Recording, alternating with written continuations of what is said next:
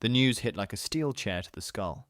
On July 24th, 2025, the indestructible Hulk Hogan, hero to generations of Hulkamaniacs, was pronounced dead at 71, leaving arenas and living rooms eerily silent. For 4 decades, Terry Bollea's red and yellow alter ego towered over sports entertainment, racking up a record 12 world titles and earning the rare honor of 2 separate Hall of Fame inductions, proof that his 24-inch pythons had wrapped themselves around pop culture itself. But behind the ripped shirts and roaring crowds stood a man wrestling far tougher opponents, scandal, injury, and the crushing weight of fame. Seeking redemption, he staged a dramatic beachfront baptism, an event he later called the biggest moment of my life. A public reset as theatrical as any WrestleMania finale. It began on January the 23rd, 1984, when Terry Bollea stormed Madison Square Garden, crushed the Iron Sheik in 5 minutes, and hoisted the WWF title overhead. That single match didn't just crown a new champion, it ignited Hulkamania, a wild neon-bright movement that urged kids everywhere to train, say your prayers, eat your vitamins. By 1985, the phenomenon spilled far beyond the ring. MTV's Rockin' Wrestling Connection televised Hogan's feud with rowdy Roddy Piper to pop music fans, and CBS launched the Saturday morning cartoon Hulk Hogan's Rockin' Wrestling, turning the mustached powerhouse into an animated icon with action figures, lunchboxes, and bedsheets in his image. The strategy worked. Vince McMahon's WWF and Hogan together pushed pro wrestling into mainstream pop culture for the first time. Then came March 29th, 1987.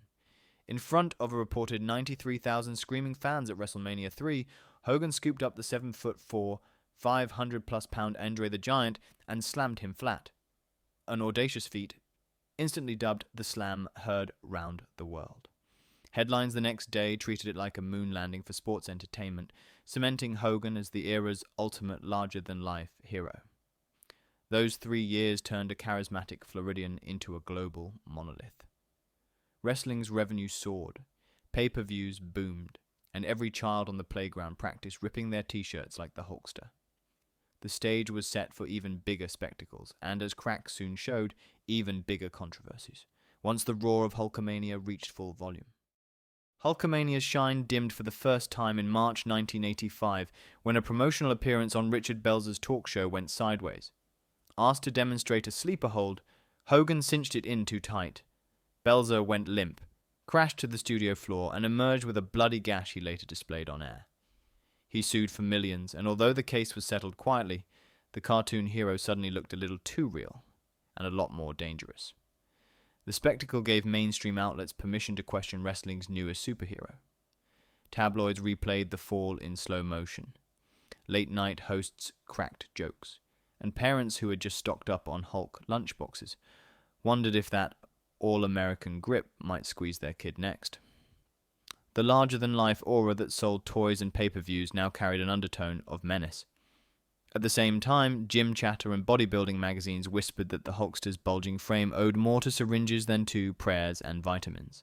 Though the steroid scandal wouldn't fully explode until the early 90s, these rumors planted seeds of doubt that would sprout into full-blown controversy later.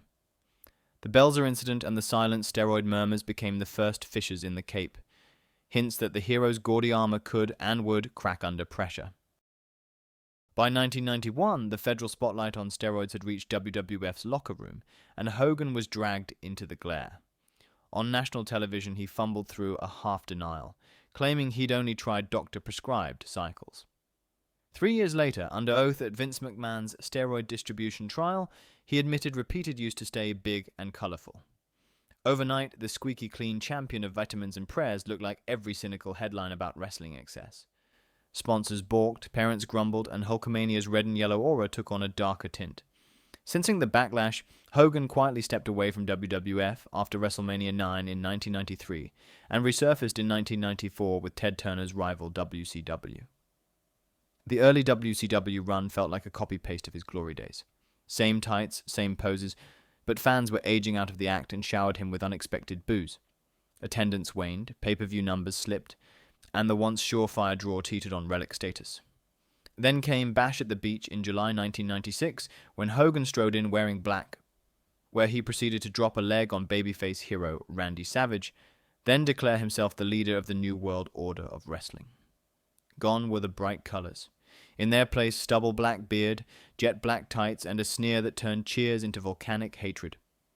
The heel turn shocked viewers, turned the WCW's ratings around, and proved Hogan could still dictate the industry's narrative, just by becoming the villain fans never thought he could be.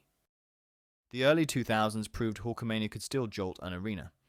In 2002, Hogan made a surprise WWE comeback, black-bearded as Hollywood, yet greeted by thunderous cheers, and squared off against The Rock at WrestleMania X8. 68,000 fans in Toronto swung from booing to roaring Hogan in mid-match, forcing an on-the-fly role reversal and reminding the industry that, even bruised by scandal, the Hulkster could rewrite the script just by hulking up.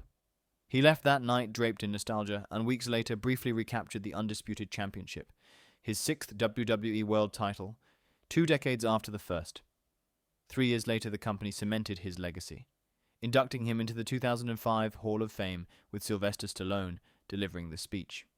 The ovation lasted nearly 10 minutes, washing away talk of steroids and lawsuits, at least for one night, while Hogan teased one more match between every thank you. Nostalgia bookings followed, a crowd-pleasing feud with Shawn Michaels, a confetti-soaked appearance on Raw's 15th anniversary, and a reality-infused Hogan Knows Best cameo that blurred the line between legend and network content machine. By 2012, after spinal fusion surgeries, a hip replacement, and enough knee repairs to ground any mortal, Hogan finally announced he was hanging up the boots for good. The farewell felt less like a quiet retirement and more like the end of a rock tour. Fans chanting, "Thank you, Hogan," while highlight reels looped back to WrestleMania III. Although he would chase fresh ventures and occasional cameos in the years ahead, the official count stopped here. 35 years in the ring, 12 world titles, and a Hall of Fame plaque that tried, and mostly succeeded, to outshine the shadows trailing just behind it. After his 2005 Hall of Fame nod, Hogan pivoted to reality TV with Hogan Knows Best, a ratings hit that recast him as a larger-than-life dad, often coaching his daughter Brooke with her budding pop career, while simultaneously guiding his son Nick's teenage adventures. The series kept the Hulkster in mainstream view and introduced a fresh audience to the Hogan brand. The wholesome image didn't last. In 2007, Linda Hogan filed for divorce after 24 years of marriage, citing infidelity. That same year, 17-year-old Nick crashed his sports car while street racing, leaving passenger John Graziano permanently brain-damaged and landing Nick in jail for reckless driving. The twin headlines shattered the family-friendly veneer and thrust Hogan into a relentless news cycle. Controversy deepened in 2012 when a secretly filmed 2007 sex tape leaked online. Hogan sued Gawker Media for invasion of privacy and, backed by billionaire Peter Thiel, won a landmark $140 million verdict in 2016 that bankrupted the outlet. Yet fallout from the tape turned harsher in 2015 when transcripts revealed Hogan using a racial slur.